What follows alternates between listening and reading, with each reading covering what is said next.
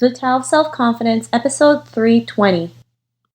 Welcome to the Tao of Self-Confidence, where I share stories of amazing women who have discovered their inner journey to self-confidence. Visit our website at thetaoofselfconfidence.com. Your inner journey to self-confidence awaits. Well, hello friend. Welcome to the Tao of Self-Confidence, where I share stories of amazing women who have discovered their inner journey to self-confidence. I'm your host today, Sheena Yap Chan, and today I have a phenomenal lady on the show today. She is the face and the brain behind the brand MYHABFIT, and I'm just really excited to have her on and share her story with us today on self-confidence. So without further ado, I'm going to introduce you to Jean Tan. Jean, how are you today? Maybe you can fill in a little bit more about yourself to our listeners. Hello, Sheena. Thanks for inviting me to this interview. My name is Jin Tan, and I'm currently in my mid-30s now. I am a founder, entrepreneur, currently setting up a hair and beauty booking platform for the Southeast Asian market, and it's called MYHABFIT. Education-wise, I graduated from London College of Fashion, majoring in fashion business. Awesome. Well, thanks for sharing that. And Jean, what's your cultural background? Awesome. I'm Singaporean Chinese. I've studied and worked in London for 6 years, and previously I have also lived in several cities as well. Thanks for sharing that. And what would be your favorite self-confidence quote? My favorite self-confidence quote would be, to define oneself is to limit oneself, and that's by Oscar Wilde. Why this quote is because I believe that there are endless opportunities in life, and to feel better about yourself only serves to hinder you from exploring those opportunities. Just don't accept limitations on what you can achieve. Thanks for sharing that. And, I totally agree with that, especially growing up as an Asian woman. We're always feeling bad about ourselves for something. Mm-hmm. And I think if we learn to just let go of that and just realize, there's endless possibilities out there, we can start living life according to our terms instead of, what society tells us to do. So I really like that quote and what you mentioned about it. And, what's your definition of self-confidence? Really, it's really about feeling good about yourself and having the ability to empower yourself. You are centered, you are composed, you are grounded in all sorts of situations. That's a great definition, and I love that part you said, the ability to empower yourself, because I think it's really important. It's great to surround yourselves with great people, but sometimes you're going to have days where you're going to have to push yourself, right, to motivate yourself, Yes. to empower yourself to do the things that you want. So, and that's what confidence is. Just sometimes you have to do it yourself, so which is great, and thanks for sharing that definition. And Jean, what was your life like before your discovery of self-confidence? Actually, I have always been a go-getter in matters that I care about. However, there were two major crises. First one was that during my childhood years, I was being named as ugly duckling. So it wasn't really very pleasant. I have to go through it. And as I grow up, I try to fight this bad name off by learning how to look pretty. But self-esteem remained really low as I was dismissing compliments from friends and I was envious of others. While in contrary, I adopted this fake confident approach, which was really just pure arrogance. So this eventually led to another major crisis in my late 20s, which is both my career and personal life went into chaos, or everything in one swoop.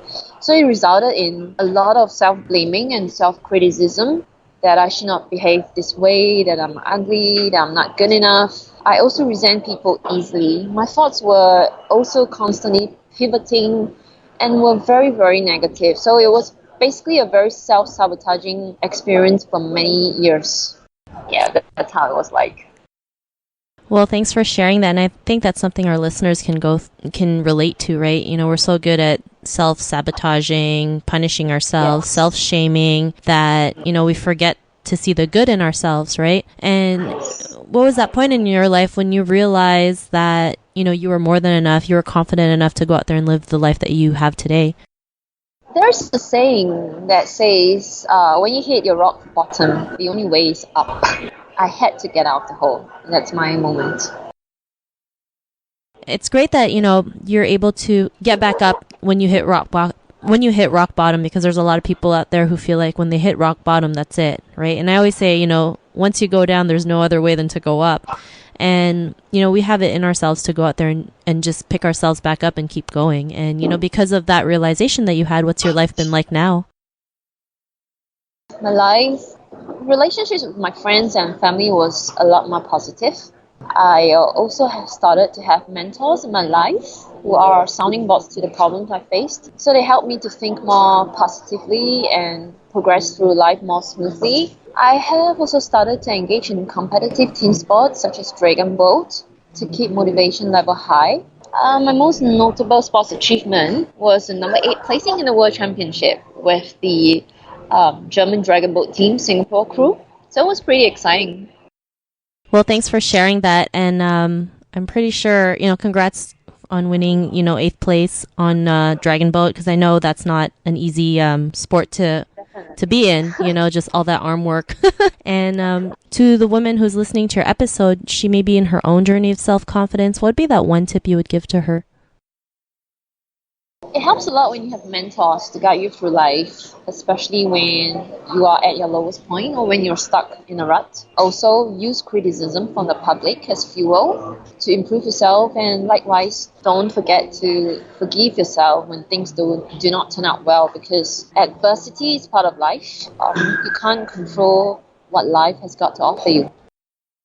Those are some great tips, and I love that what you mentioned, forgive yourself when things don't turn out well, because we're so prone to like having this set expectation, and when we don't see that set expectation, we tend to just pretty much punish ourselves like there's no tomorrow. We follow like this rigid path, not knowing there's more than one path that you can go to live the life that you want, and just realize like when we just let go of those, it's just we just have that lighter feeling, we can keep going. So thanks for sharing that. And Jean, if our listeners wanted to connect with you or get to know a little bit more about you and what you do, is there any links or social media profiles we can connect with? My mobile application will be available on Android and iOS, and the link that you can go to is www.myhadfit.com. Awesome. Well, thanks for sharing that. And to our listeners, if you want to connect with Jean, you can also head on over to the taoofselfconfidence.com and search for Jean's name. Her show notes will pop up along with everything else we talked about. And I just want to thank Jean for taking the time to share her story with us. So thank you so much. You're welcome, and have a good day ahead. Thank you. And once again, it was an honor having you on the show. And to our listeners, be on the lookout for another new episode of another amazing woman's journey to self-confidence. And we'll talk to you soon. Bye for now. Bye. Thank you for tuning in to another amazing episode of the Tao of Self-Confidence. Want to learn how you can use podcasting to market your business? Download your free report by visiting our website at thetaoofselfconfidence.com. Your inner journey to self-confidence awaits.